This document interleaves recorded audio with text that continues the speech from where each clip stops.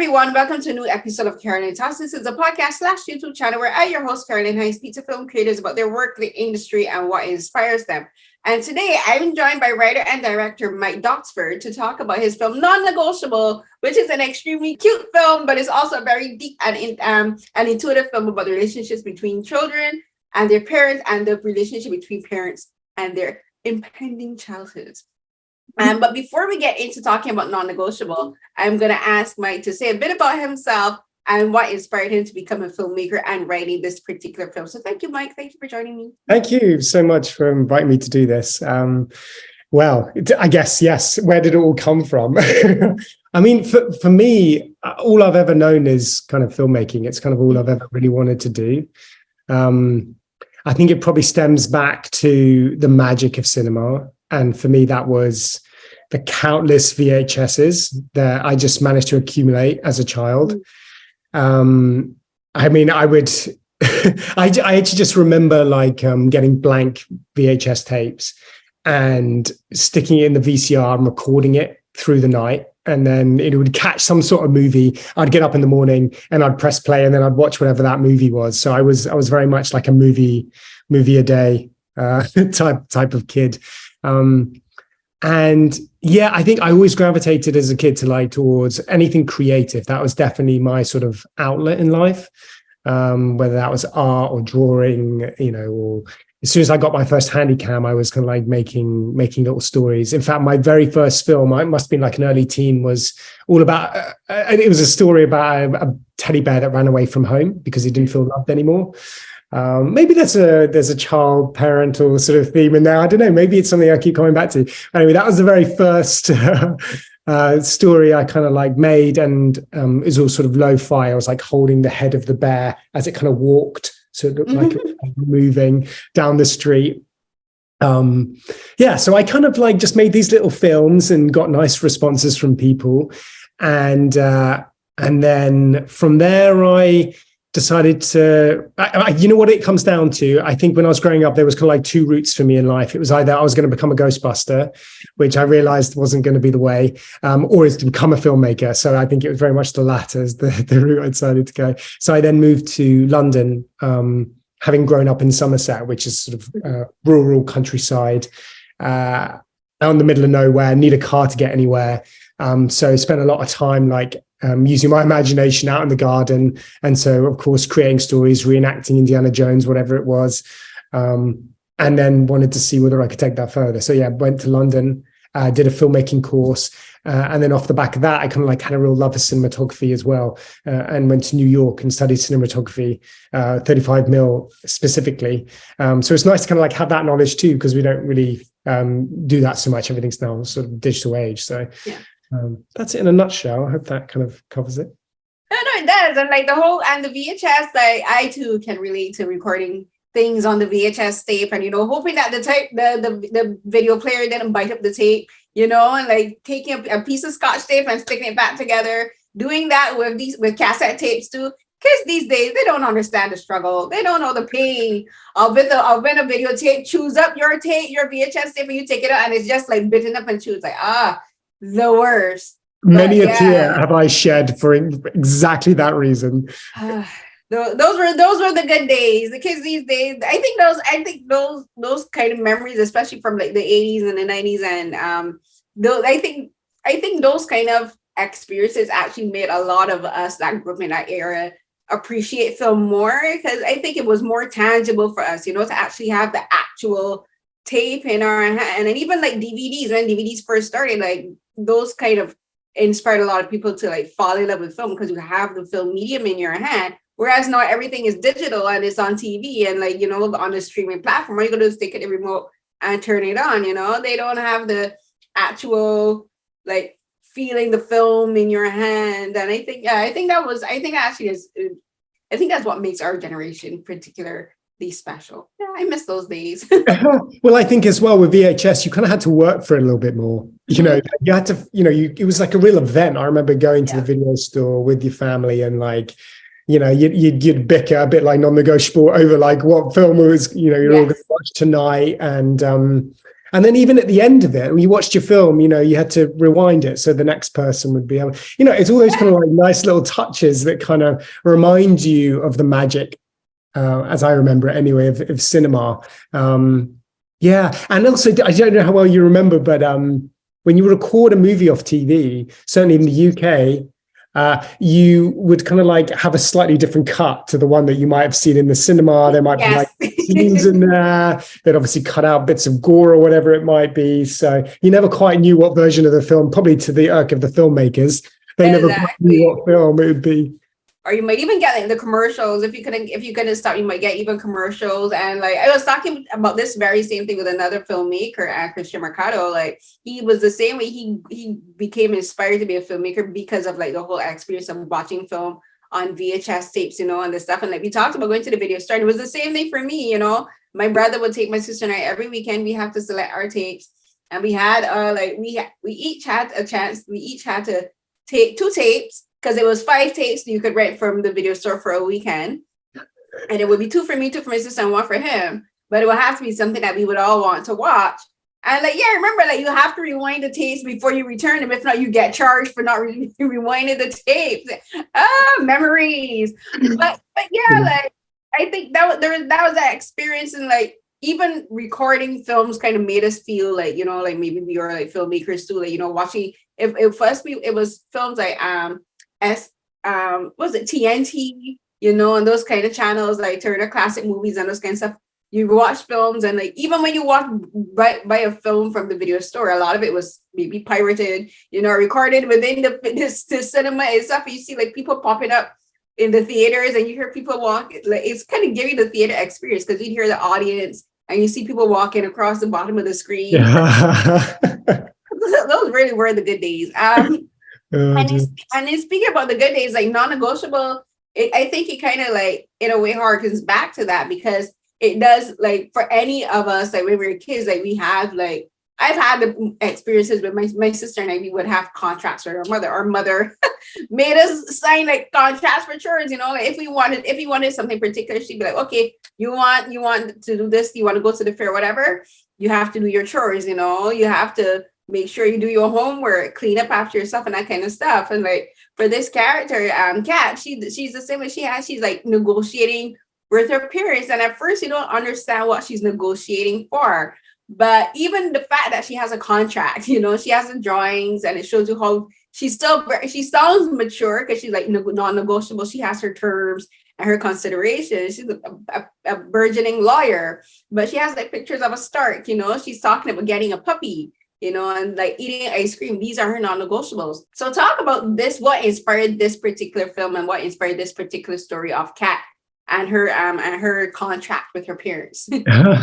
Well, yes, I guess just to give it a sentence for anyone who's kind of listening or watching, essentially you've got this 9-year-old girl who presents a list of non-negotiable terms to her parents in sort of exchange for them telling her that they're expecting another child. So she expects these terms to be honored, right? So where does that stem from? Well, I've always been very fascinated about the dynamic between parents and children, and how can you subvert that? How can you play with that? I think I've always been super interested in. And so I guess the first thing that came to my mind was, how could I create a scenario for a film where you would have a young person provide a list of terms? Okay, it's childish and it's handwritten or whatever, but it could still carry some weight. And I just thought, well, that's a really fun premise. But so it didn't just feel sort of one note. How could it actually have some real substance behind it, where you would actually be really intrigued to see how it plays out? And the idea behind a new arrival felt like a great sort of space to put that in, because actually when you sort of dig deeper and where you kind of start to realize what the list actually represents in the film is actually fear.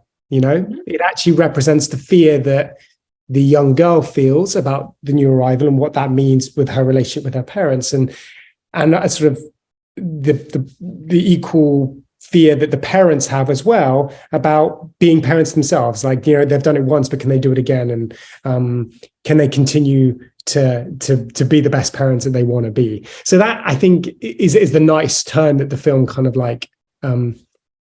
I guess it takes. Yeah.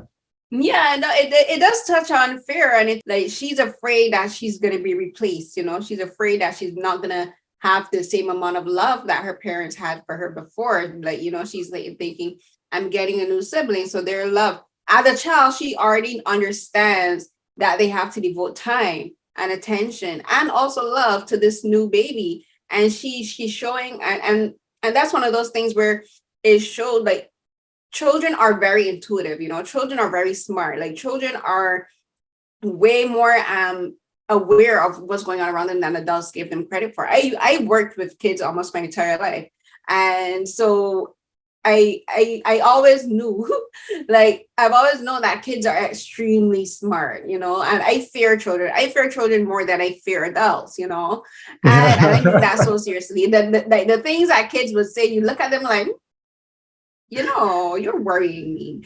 But also, but they also scare me because they see more than adults think they see, like they and for like this little girl, she's very aware of that her life is going to change. She's very aware that it's a fundamental shift in her reality. And she's expressing this in a way that works for her, like she's taking time to spend time with her friend, talking about her friend is like, expanding her horizons. And I think it's like adorable. And like the language that she uses is very realistic. Children do speak like that. I know children who speak the same way that she does, and like think the same way that she does, wanting to negotiate and wanting to take things on her own terms. And something that I think the film really touches on in a very smart way is that it touches on how when parents give children a self-assurance, like this little girl is comfortable expressing herself in a way that works for her. You can tell that her parents, that they give her space, that if she has something she wants to say, they don't shut her down, that they listen to her, and that she's able to present things that she may not find, what's the word I'm looking for, that she may not approve of, and that shows that it's a healthy dynamic between the parents and the children, that this little girl feels comfortable enough to drop a whole 57-term contract and knows that her parents are actually going to consider what she's saying. So I want you to talk a bit about that first, about just the contracts and the terms and what that says about their relationship. Well, I think you say so many interesting points there. And I must just also say, that's the beauty of this film for me, is I didn't realize how many people would resonate with actually either side. Like, I totally see it from the young girl's perspective. I felt exactly the same way when my sibling arrived, and I felt like I just wanted to leave. They don't love me anymore. And then you hear the parents talk about like, I remember when my daughter or son, flipped out and like wanted to leave. So I wasn't totally expecting that. And I think the reason why I guess those responses is because it is grounded in truth. I think people can really resonate with it. And I think that comes from that interaction between child and parents. And in a lot of ways, the parents, we live in a world where we are told like a certain dynamic, like parents know everything, child goes along with it. And I think it certainly has that dynamic, but then it tries to push that to the max. It tries to really say to the audience, well, maybe you need to realize kind of what you were saying is that kids are very intuitive. Like I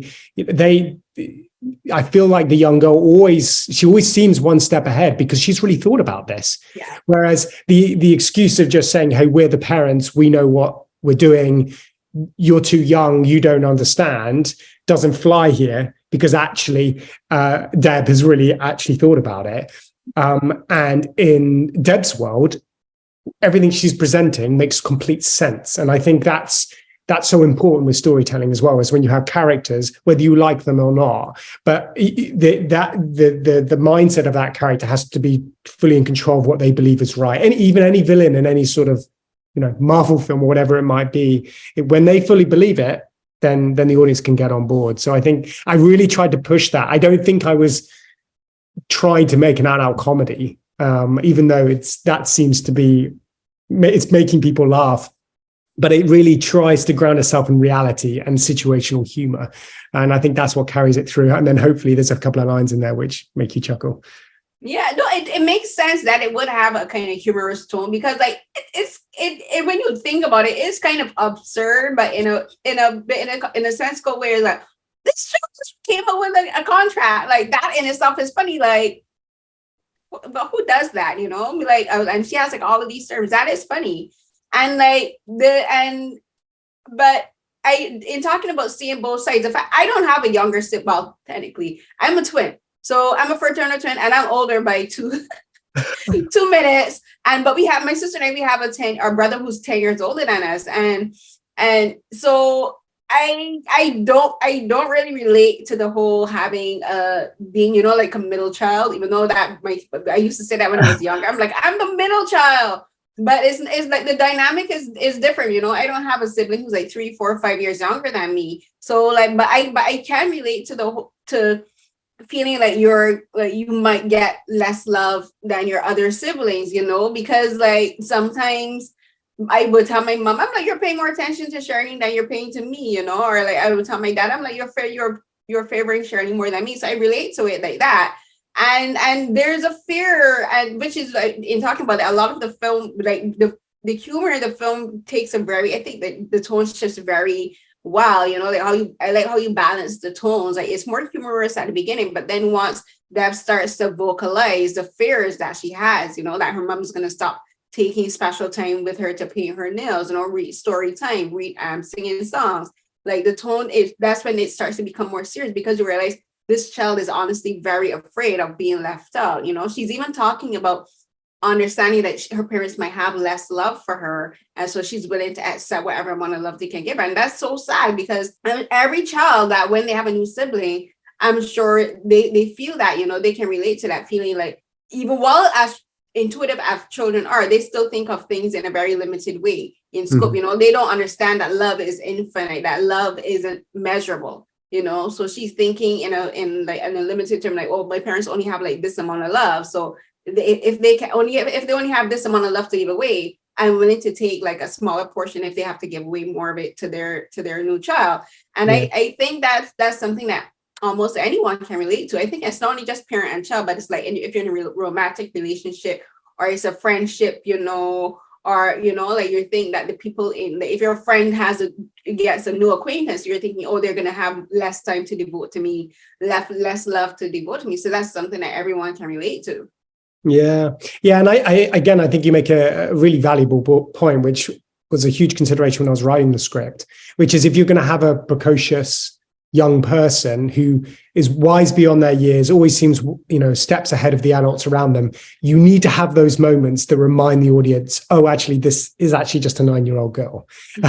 It's like doing something serious. Oh, there's a puppy. It's kind of like that. You need that balance. And I have to give huge praise to my wife, Jill Winternitz, who plays the mother in the film. She's an incredible actress, and she does an incredible job, as does Samuel, who plays the dad, of keeping the stakes in the film. If they just kind of like were wishy-washy with what was happening, the film would kind of lose a lot of its weight behind it. But they do an incredible job of finding that balance of trying to appease her, keep hold of the situation, but realize that actually they need to balance it all by keeping her happy, and they don't want this to get any worse than it already has. So that kind of brings the stakes to it, and like I think they're the real unsung heroes of this film. Like they are because like as I mentioned, the tone, like the tone becomes more serious. Like yes, because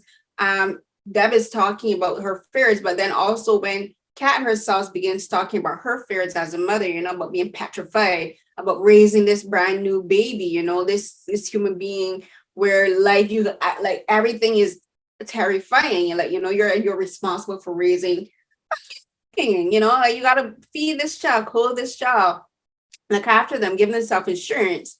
And while you may intuitively love that child, looking after that child is a terrifying aspect. You know, I don't have kids, but as I said, I worked with kids, and looking after other people's children is a terrifying thing. Like when the parents drop off the child, you're like, oh wait, I'm responsible for you. I have to watch you. I have to make sure you don't get hurt because I have to answer to your parents. You know, but it's the same thing. She's like, I will now have two, or three children to look after, you know, like that's a very daunting prospect. And the dad, as you mentioned, Jay, who's played by Samuel, like I think he does a very good job of balancing the tone and interjecting the humor in a way, but it's not in devaluing the scene. Like his humor, like when he talks about the sister, he's like, well, yeah, your sister does irritate me. And like he relates to what Deb is saying. You know, he's like, you know, he's like the mediator. He's like, I understand where both my wife and both my daughter is coming from, you know. And so I love that we have that dynamic between them, because you get to see the relationship between the parents as well, and which is important in the story, because while it's about Deb and it's about this 9-year-old girl and her fears and her wants, it's also about the relationship between the parents, you know, like they themselves have to negotiate how they want to be parents, not only to one child, but also to 2 or possibly 3. So like the non-negotiables are also between the parents as well. Yeah, 100%. I think, you know, you make a short film and, you know, there's only so much you can do when it comes to character and explaining what's going on. But I still think we managed to pack a lot in to what is such an important core of this film, which is these parents who are going to be having a new baby and what they are going through. So we spent a lot of time talking about that and making sure that there's 3 characters in this film, but the relationship is different between mother-daughter, daughter-father, father-mother, like, and how all those 3 are playing off against each other within that space, and how like one might react to another in a different way. And that to me is super appealing, because humans generally don't say what's in their head. They find another way of expressing it. And that brings beautiful subtext. And I think the film has got that in those little like moments between characters, which just keeps you wondering, like, what's really going on here? Like the parents, like, you know, there's bubbling nervousness, I guess, for what's going to come. And are they ready? Are they not ready? You know, all those questions which I'm sure they're going through. Yeah, they are, because like they have to. Like when she says, oh, you guys have 6 months to get this figured out, I think for the parents, it's also like a moment where they're like, oh, wait, yeah, we're going to have a brand new baby in 6 months too, you know, like it's like a moment of reality and a moment of revelation for them, because, you know, sometimes you're expecting something, and then like there's always a moment of clarity where you're like, oh, wait, crap, this is really going to happen, you know, and like it's like a moment of revelation for them too, where they're like, wait. We really do have 6 months to make sure we get everything started out, and they have 6 months to solidify their relationship with their daughter, you know, they have 6 months to make sure that they make her feel comfortable, they make her feel wanted, they make her feel cherished and loved. So like it's like a clock ticking down, because like the world is going to explode in 6 months, because like, you have a baby, and like life is not going to be the same after that. Not at all. No, that's fun. And I think I just want to make a side point as well, that I thank you for like watching it's a short film, and I appreciate you watching it, and anyone as well that does watch short films, because like, you know, generally these things are made out of a love of telling a story. You know, that's why you have this idea, oh, I'd love to just put that into a little film, and you go and make it. And then the hardest thing is getting it in front of people to watch it. You know, you spend all this time pouring effort into this thing. So like anyone who, I really recommend anyone to go to film festivals to see not just the features, but the short film program as well. You know, you'll get these little nuggets, these great little stories that people are trying to deliver something a little bit out the box. And I don't think it's on enough people's radar to go to a festival to go and watch the short film program. So I thank you for watching it and, helping to spread the word.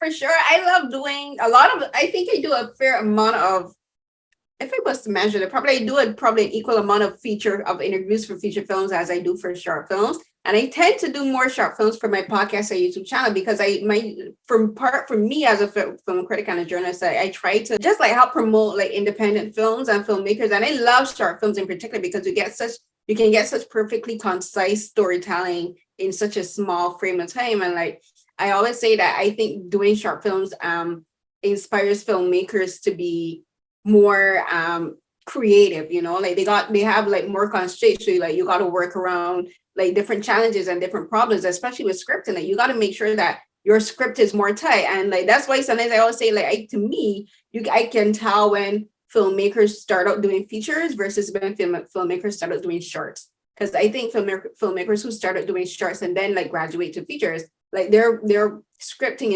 is more tight, you know, it's more coherent. Like they know to make sure that every frame and every second of the film counts. And like there's very few times where like there was like they feel like scenes feel like fillers. So I'm always like happy to talk to like filmmakers like you who do short films, because it honestly is, I think, probably one of my favorite forms of storytelling. Oh, I love that. I love hearing that. I really love it. And I'm currently at Cleveland Film Festival where Non-Negotiable is playing, and there's lots of great. This is a fantastic festival. I mean, any filmmaker, if you can get your film into this festival, it's worth it, and visit it and meet the wonderful people here. And there's like a real buzz. I think it's America and Canada in particular. Like there's a real love for filmmakers and communities coming together to watch people's films, which I absolutely love. And that's why I'll always try and make the effort whenever I can. Non-Negotiable played in Montreal at Just for Laughs, and that was an incredible experience. It's such an amazing festival, and people they want to talk about your films. They want to be involved. They want to screen. They want to talk about the art, and I just love that. So yeah. No, sure. I didn't even know it shut up Montreal. I'm in Toronto, so like not too far from me. but again, congratulations, and like everyone in the cast did fantastic. I really love it. And if you were to do a second one, I'd be like, I wonder if they'd ever get a dog. What type of dog they get? Yeah, we did. Well, we did. The film's got everything. It's, you know, we have a child actor, we have a dog in it. We really pushed the boat out. We filmed it all in a day. And our equipment arrived 2 hours late. So we were up against it, but somehow we still managed to make something, and we're all very proud of. So doing it in one day is very impressive. So like again, like extra congratulations to the cast and the crew, because like that's impressive, honestly. But I will get going on a sequel. I'll let you know what that will be. I'll get the brain box going. Yes, for sure. I know you have to go now, but again, thank you so much for talking with me, Mike. Thank you so much. And yeah, I really appreciate it. And I hope one day we get to meet in person. Me too. I hope so too. I'm always like covering different film festivals like TIFF, Fantasia Fest, like, you know, all of those different ones. So I do like independent film festivals too, kind of like Cleveland, that kind of stuff too. Oh, brilliant. Okay, good stuff. Thank you, Carolyn. Bye. You too. Have a good day. Cheers.